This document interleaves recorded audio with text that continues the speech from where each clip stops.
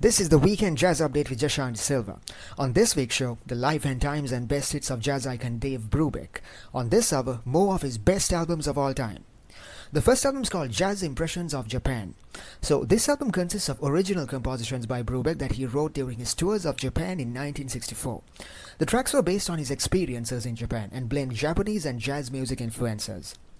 Time Further Out is an album that comes as a follow-up to Brubeck's vastly successful Time Out, and it features innovative ideas like time signature variation in the tracks. The Riddle is the next album. This is Dave Brubek's first collaboration alongside clarinetist Bill Smith. In this album, it's mainly Smith's compositions. He related most of the songs in this album to the English folk song Hey Ho, Anybody Home. The tracks in this album are basically variations of that song. They vary in tune, melodic composition, and structure and so forth. This album was instrumental in the development of thematic integration in jazz. So that was a quick recap of the albums we are going to be talking about on this hour, and you're tuned into the Weekend Jazz Update with Jashan Silva. Don't forget to check out my YouTube channel for archives of today's show on the Weekend Jazz Update with Jashan. Stay tuned to the Weekend Jazz Update with Jashan Silva. We'll be right back after some music. And this is the Weekend Jazz Update with Jashan Silva. On this week's show, the life and times and best hits of Dave Brubek. On this hour, more of his best albums of all time. The first album is called Jazz Impressions of Japan. So this album consists of original compositions by Brubeck that he wrote during his tours of Japan in 1964. He said of his music, "The music that we have prepared tries to convey these minute but lasting impressions, somewhat in the manner of classical haiku wherein the poet expects the reader to feel the scene himself as an experience." And the album succeeds in fulfilling that goal. These are quite literally jazz impressions from Japan. There's also influences of Japanese music in the tracks, like the use of Japanese melodies, scales, and percussion instruments. The Brubeck quartet fit their style to suit the Japanese music. Especially on the ballads, Paul Desmond does an exceptional job of this with his alto saxophone playing. So Brubeck's tracks reflect his experiences in Japan. These experiences go from enjoying a ride during rush hour traffic in Tokyo to enjoying the rising sun over the city. One of the most popular tunes from this album is the song Koto Song. The koto is a Japanese musical instrument. Brubeck was so fascinated with this instrument that he wrote this song as a tribute to that musical instrument. The song is written as a blues melody. So this album was one of the last of a series of popular albums about jazz impressions from Brubeck's compilation. He would record these albums between 1956 and 1965. Time Further Out was released in 1961. This album came as a follow-up to Brubeck's vastly successful Time Out, and it explores ideas like time signature variations in the tracks. When he made this album, Brubeck thought it would only be of interest from a technical standpoint to fellow jazz artists. It came as a surprise when this album peaked on the charts upon release. Some of the memorable tracks in this album include Unspare Dance and It's a Raggy Waltz for their melodic time signatures. The techniques used in this album were a favorite with ragtime composers, and also famously see an appearance in Rhapsody in Blue by George Gershwin. There's an epic swing melody called Charles Matthew Hallelujah. In 1996, Columbia Records re-released this album with an additional track and a live version of It's a Raggy Waltz. The Riddle was released in 1960. So this is Dave Brubek's first collaboration alongside clarinetist Bill Smith. In this album, it's mainly Smith's compositions. He related most of the songs in this album to the English folk song Hey Ho, Anybody Home. The tracks in this album are basically variations of this song. They vary in tune, melodic composition, and structure and so forth. So what's the riddle in the album? Well, in Dave Brubek's own words, it was to find common ground between the themes in the English folk song that inspired the tracks in this album and the tracks themselves. The second riddle was to discover which parts of the music were written and which parts were improvised. Some of the songs in this album reflect this relationship very clearly, like Hey Ho, Nobody Home, and Blue Ground Swinging Round. In other songs, the co-shared themes are more obscure, like the tracks The Twig and Quiet Mode. The Riddle, the title tune, contains the original melodic shape but is played in shortened notes. In Yet We Shall Be Merry, the main tones of the original are lengthened and combined with a new thematic idea. So this album was instrumental in the development of thematic integration in jazz. Jazz artists who came after Brubeck were inspired by this style. A lot of tracks by people like John Coltrane, Miles Davis, and Pat Metheny showcase this. So that was some insight into some of Dave Brubeck's best albums of all time, and you're tuned into the Weekend Jazz Update with Jashan Silva. Don't forget to check out my YouTube channel for archives of today's show on the Weekend Jazz Update with Jashan. We'll be right back after some music, and you're tuned into the Weekend Jazz Update with Jashan Silva. On today's episode of the Jazz Update, Dave Brubek, his life and times and best hits. So there's an art sale on at the moment featuring fine art prints by jazz illustrator David Stone Martin.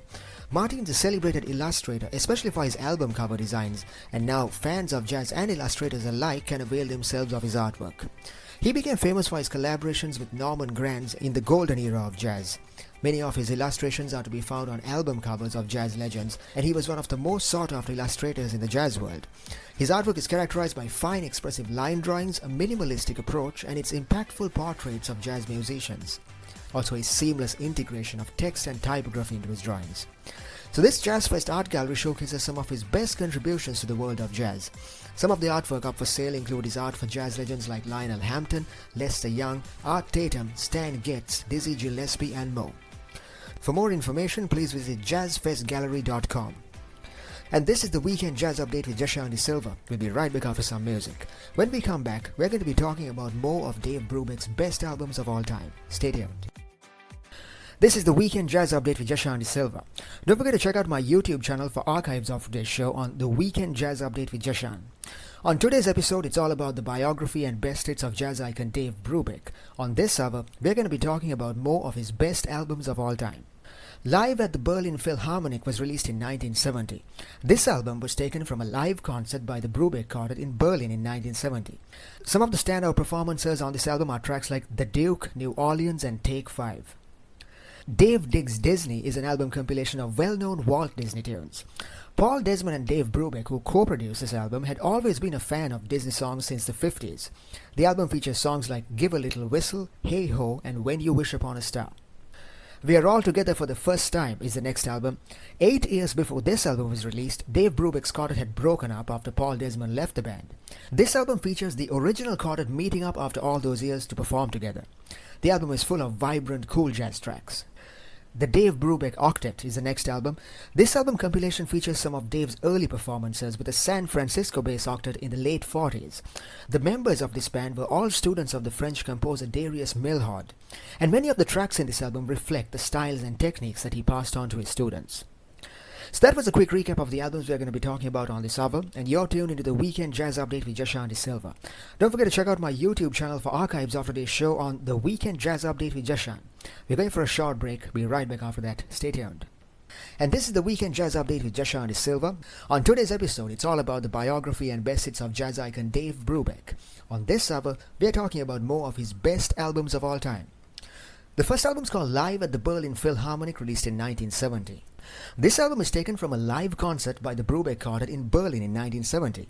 The highlight of this album is the synchronicity between Brubeck and Dave Mulligan. They have contrasting styles and yet they blend seamlessly together.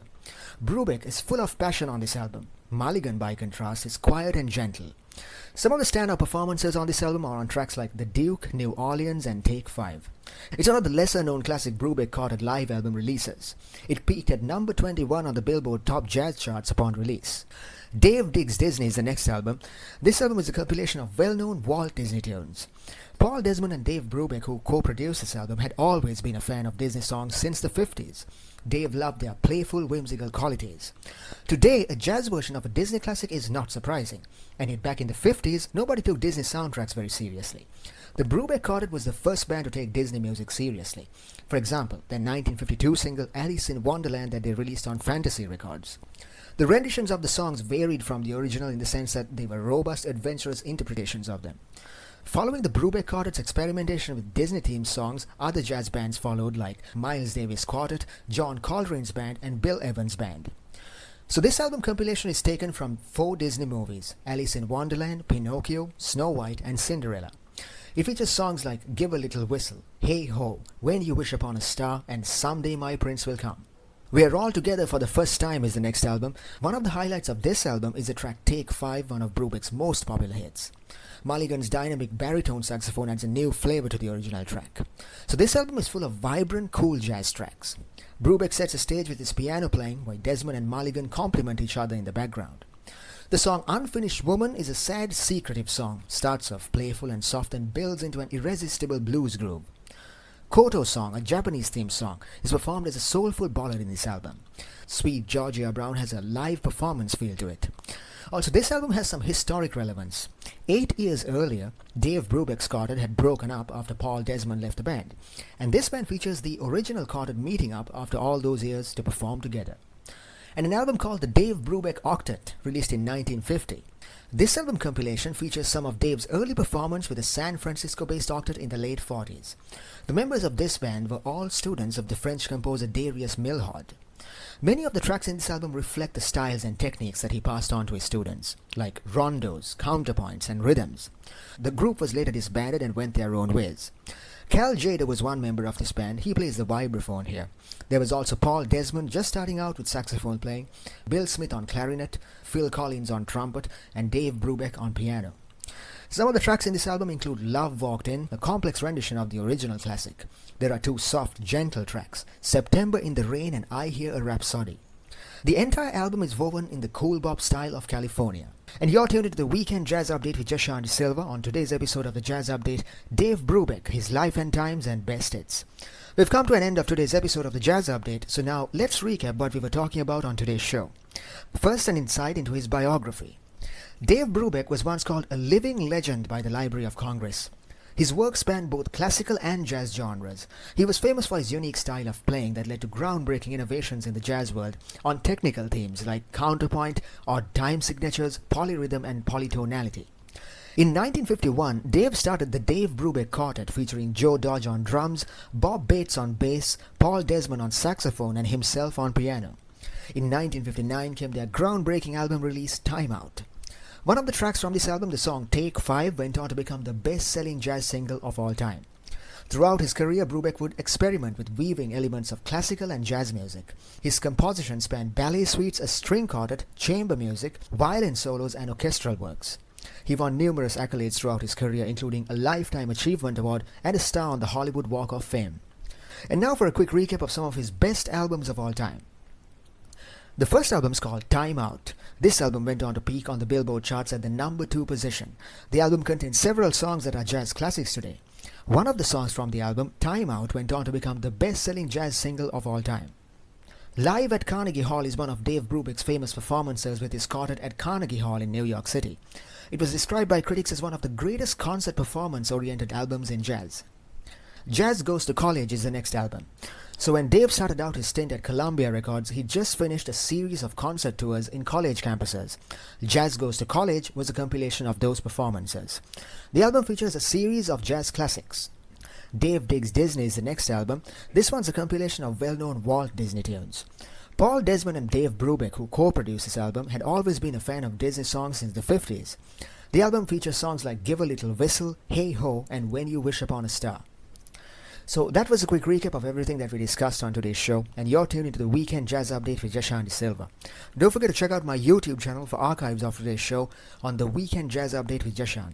I'll see you again next week. Have a great week ahead.